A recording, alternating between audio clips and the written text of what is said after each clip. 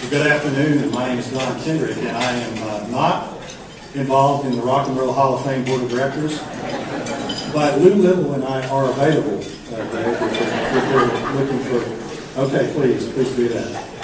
Lou, you'd be all right with that, wouldn't you? Yes. Okay. Well, thank you, Greg, for that great presentation. It really dovetails into what I'm going to talk about today to a great extent. We appreciate your leadership and the leadership of Freescale in our community. Let's give Greg another big round of applause.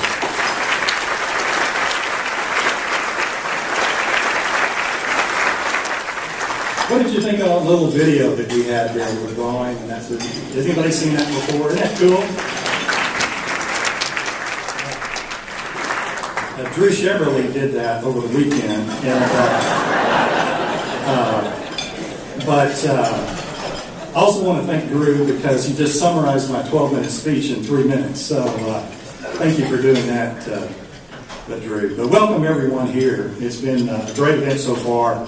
And I'm here as the chairman of the Education and Talent Task Force of the Chamber and get my part-time job. My full-time job, I'm with Wells Fargo Bank here in Central Texas.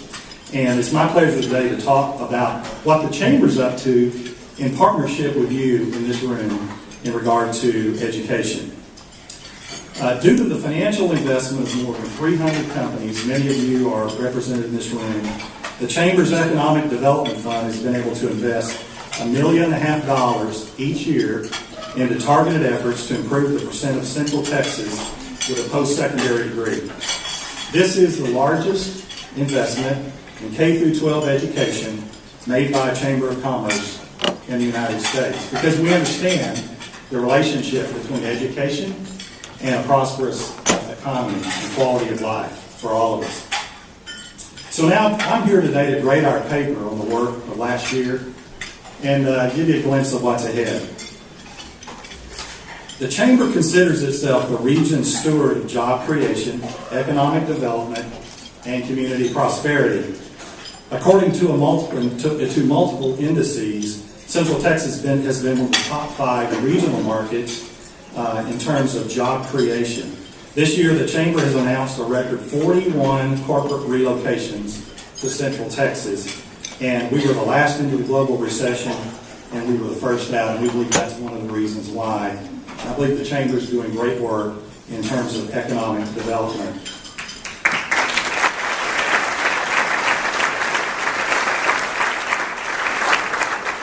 There is a however here.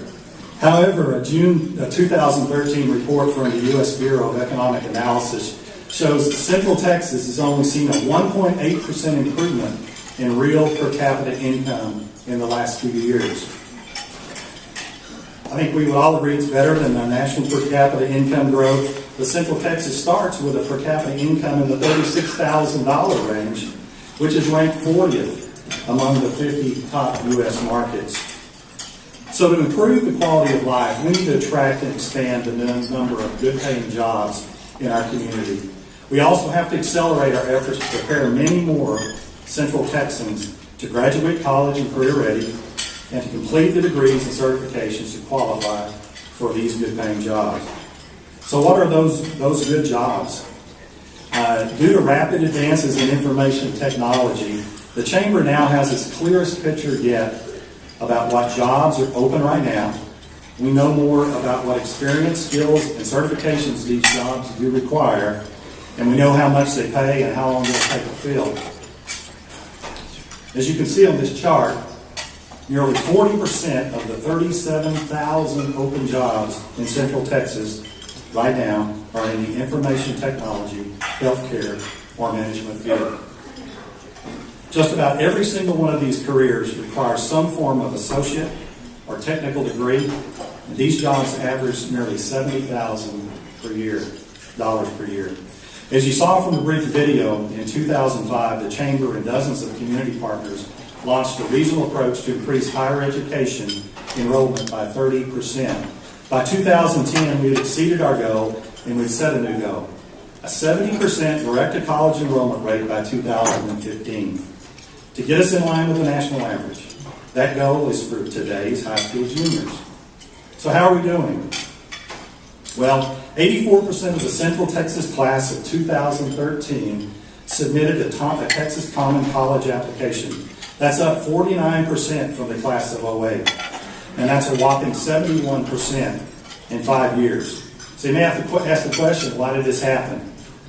Well, Austin Community College's Connection program provided unprecedented outreach and support to seniors. Additionally, armed with real-time data from the Texas Higher Education Coordinating Board, high school counselors, for the first time, could track and manage each senior's college application.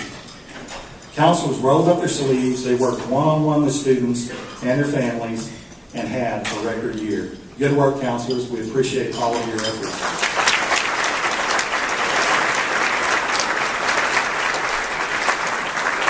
So how many in this room know what FAFSA stands for?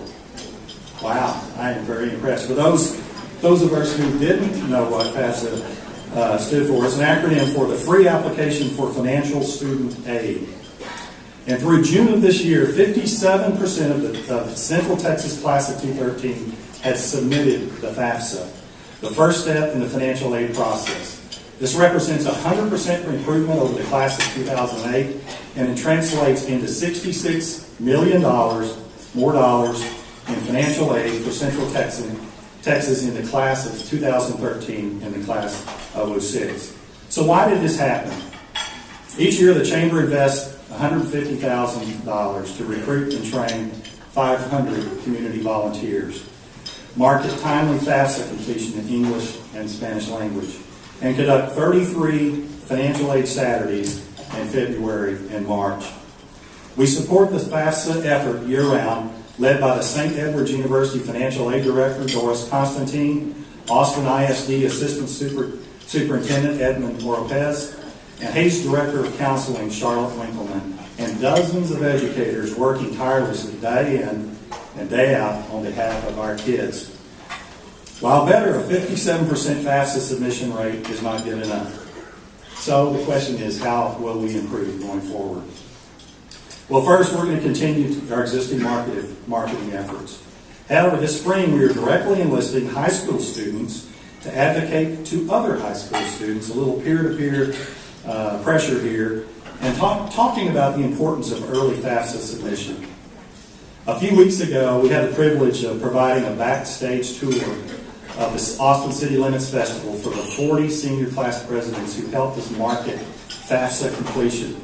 And I want to thank Lisa Hickey at C3 Presents for your leadership with this initiative. This spring, the Chamber will award a free DJ or photo booth for prom for the 3 high schools with the highest FAFSA submission rates, hoping to stoke up the old competitive school spirit. Finally, with the help of Dan Weaver and Jose Rios at the Texas Higher Education Coordinating Board, we will put student-level FAFSA submissions data into the hands of counselors early in the financial aid process so they can be armed and they can roll up their sleeves and help students and families increase filing rates in real time. So you may ask, are Central Texas high school graduates ready to take college writing, math, and English courses without the need for remediation? Increasingly, yes. Nearly 60% of Central Texas seniors graduate college and career ready, but that's up from 53% in 2008. And let's talk about why we think this happened. It's really due to the hard work of educators. An increasing percentage of high school seniors start their college year ready. For those seniors who don't, the Austin Chamber invests $600,000 a year in Austin Partners in Education, known as API, to many of you, and the Round Rock Independent School District to tutor high school seniors in math or writing. But 60% is not enough. This is a startling statement. Only 5% of those students who enter college and need remediation will ever earn an associate or bachelor degree. Let me say that again.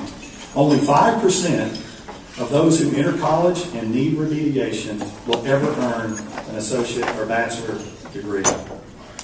So you can see a lot of kids are getting left behind. The question is, how will we do better? Today we call on all trustees and superintendents to work with the Chamber and the Austin Community College to fund interventions to help more seniors graduate college and career ready. With the elimination this year of the tax graduation test, we encourage superintendents to measure this spring whether each high school junior is ready for college-level math, English, and writing. For those who aren't ready, we encourage school districts to execute a plan beginning next fall to tutor those graduating seniors in math, writing, and grammar to become so. We also call on businesses to invest in education by partnering with all of the great organizations and institutions represented in this room and who are not in this room today, who are doing great work to help our students succeed. Common sense might say that if our application rates and our FAFSA rates and our college career readiness rates have all improved, our district college enrollment rate should also improve. The direct college enrollment rate improved nearly 20% between 2002 and 2008. Our regional rate now is 62%. It's a nice increase. But for the last 5 years, I'm sad to report that our region's direct college enrollment rate has remained essentially flat. And we know that it coincides with a global recession, rising tuition, uncertain college financial aid, and direct college rates have dropped nationally and in Texas. So I guess, one of the ways we look at this is holding our own may be a partial victory, but we do have to do better. We know that without a certificate or a college degree, accessing those jobs which lift people out of poverty will be extraordinarily difficult and expensive. So let's talk about how we'll do better in that area. First, we encourage all superintendents and trustees to make direct-to-college enrollment rates a top 3 agenda item. Set a target with your local chambers of commerce in your district's progress report to improve direct college enrollment, including in your daily messaging, including it in your own evaluation, include it in the evaluation of your high school principals and your key employees. Ensure that you have strategies funded in your 2015 budget, because what gets measured will get done. Second, the UT Austin Ray Marshall Center has isolated 6 key interventions that should be a standard part of the college transition and counseling program at every high school. If school districts conducted these 6 interventions with their school seniors, research tells us that our direct college enrollment rate could be as high as 83%. We're pretty excited about that, and we're going to be scheduling something on December 10th to discuss these 6 interventions at a roundtable at our chamber offices. Third, the intervention we believe will make the most immediate impact on direct enrollment rates is to extend the contracts of effective high school counselors into the summer months, like Leander does already, to work with college enrolling students who need a little extra help. Our Ray Marshall survey tells us that 91% of high school graduates every year say they will directly enroll in higher education. However, the reality is only 62% directly enroll. Clearly, sometimes everyone could use a little helping hand to get over that last hump. This past summer, thanks to a grant from the Texas Higher Education Coordinating Board, the Austin Chamber piloted a program in 24 high schools in Austin, Pflugerville, Hayes, and Bell Valley in an effort to substantially reduce what's called the summer melt between student intent and actual enrollment. In other communities where summer melt has been tried, direct-to-college enrollment rates have risen between 4 and 10% in 1 year. We're about to get the results in the next 30 days for this summer, and we will report back, but we think we're going to see some increases, and we're very optimistic. Fourth, Central Texas has never invested more in encouraging students to pursue STEM studies beyond high school. People are doing heroic things in Central Texas. 80% of the class of 2013 completed physics, chemistry, and algebra 2. Was that an amazing statistic? 80% of the class of 2013 completed physics, chemistry, and algebra 2. That's great.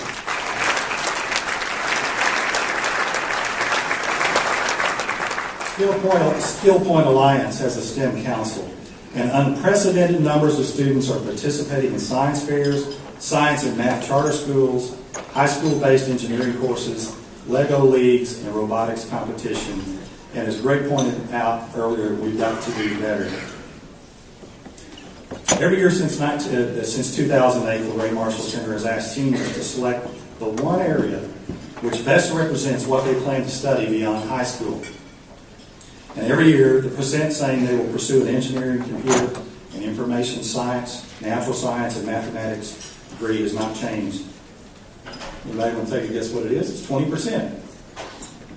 Central Texas is a global tech market with 10,000 current openings in information technology alone. We need to devise strategies to improve that rate to more than 40% in the next few years. And then fifth, each school district will be adopting a policy in the next few months to ensure their students enroll in a high school's course of study. The Austin Chamber Education Council and the Board of Directors have unanimously adopted this recommendation as follows. Today's 8th grade students should continue to be placed upon a course of study which will give them the most options and expose them to the content to be prepared for college and or the high performance workplace. Students should continue to be able to choose a different route, but the choice needs to be theirs. The only course of study we can guarantee meets this definition right now is the distinguished plan. High school courses of study should include all the courses we know are critical for success, not just admission to college. That means an applied or traditional version of Algebra 2, chemistry, physics, and a foreign language should be a part of any well-rounded course of study. Local school districts should aggressively pursue finding applied equivalent versions of traditional academic courses. It makes sense that if we have a course in pharmacology, if it's done correctly, it could substitute for chemistry and more fully engage interested students. A course in diesel mechanics, if done well, could substitute for physics. We have to do better. The national average is a 70% direct-to-college enrollment rate. We're at 62%. The Chamber's goal, the region's goal, is to get Central Texas to the national average for the class of 2015. When we reach our goal, there will be an additional 1,200 Central Texans who will enroll in some sort of post-secondary education that would not have otherwise. If you think about it, this is a whole lot less poverty, a whole lot more opportunity for Austin and Central Texas. I'm going to leave this with you today. If you look back at the changes in Central Texas and our economy in the last 25 years, it's really staggering. The tech market emerged, evolved, busted, and then differentiated themselves. Dell, Samsung, Austin Ventures, and 16 startup incubators burst onto the scene. Motorola spun off major new tech companies like Freescale and A&D. Tech employs 1 in 9 people here. Tech represents 1 in 4, 25% of all the payroll in Central Texas. Austin started with our government. We added chip design and manufacturing. We added software business process management, video games, medical devices, social marketing, and even 15,000 employees in clean energy.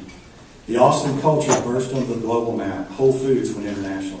South by Southwest, F1, Austin City Limits, all draw a crowd from around the world. Educationally, UT remains a global flagship. Texas State University under President Denise Trout became the second most selective public university in Texas. Austin Community College taught, you ready for this? 40,000 students enrolled this past year. The public voted last November to create a medical school, and Austin became a majority minority. I tell you this because education is going to have to change more rapidly, and leaders will propose changes, some very radical. These changes are going to change the way we structure our classrooms, our curriculum, our contracts, our assessments, our accountability, our funding, our teacher and management development and training.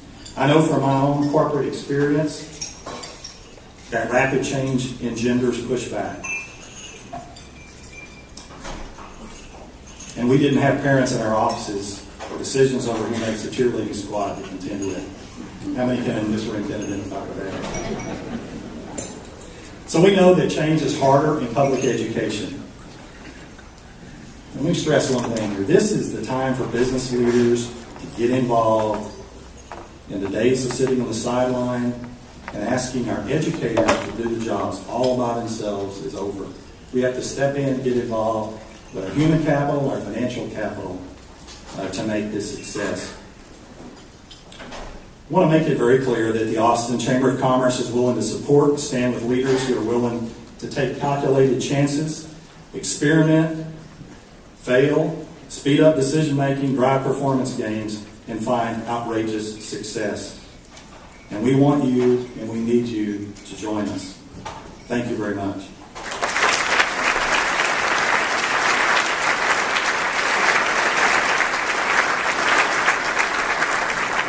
We have three special guests, the three tenors, as they've been so accurately referred to. They're with us today, and we'd love for them to come up on stage with us. And they are all playing a key role at the state level to support school districts, trustees, business leaders, and communities to better prepare their students for post-secondary learning and the high-performance workplace. I'm very honored to be joined by Texas Education Commissioner Michael Williams, Texas Higher Education Commissioner Raymond Paredes, and the Chair of the Texas Workforce Commission, Andres Alcantar. Gentlemen, please join me.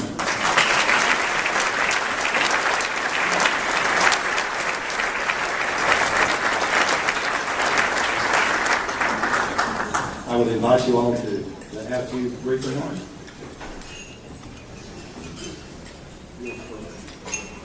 First of all, it's a pleasure for all three of us to be here with you, and also to see so many of our friends. And obviously the chairwoman of the State Board of Education, Barbara Cargill, is in the back room, and Barbara, it's good to be with you. And I think you heard the remarks there about how many youngsters are taking Algebra 2. And to be in the presence of Dr. Steve Flores, the new superintendent at Pflugerville, and of course, the esteemed superintendent here in Austin, Maria Karstoffen.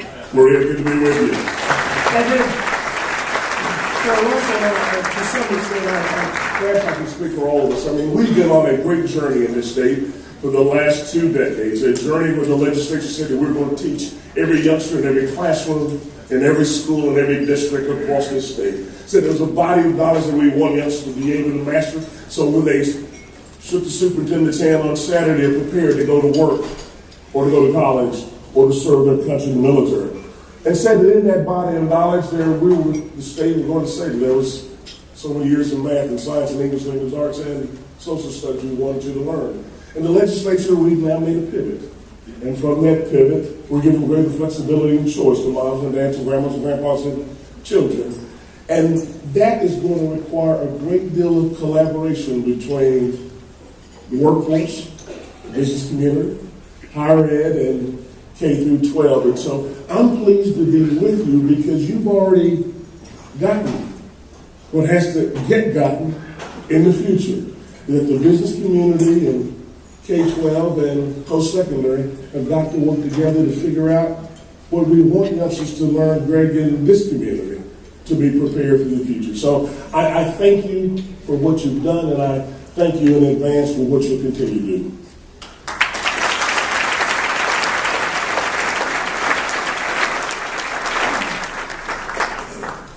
Well, it's a pleasure to be here this afternoon. I was saying to Michael and Andre as we were listening to the comments made that when I first came back home to Texas about 10 years ago, I remember that I was involved with the chamber from the very beginning, and the meetings were much smaller than that. And I don't know of another chamber in Texas. Certainly not among large cities that does the amount of work specifically related to education that this chamber does. And I'm particularly pleased that the work that you do on education is data-driven. I remember when Susan Dawson, I saw her sitting here a few moments ago, and she's one of the leaders in making sure that there was a community focus on education based on data. And she would come to coordinating board offices and spend hours every day just crunching the data and making sure she understood what was happening educationally in Central Texas. And so we are very pleased to support what is going on. We cannot make the kinds of changes educationally in Texas that we need without the involvement of groups like this chamber.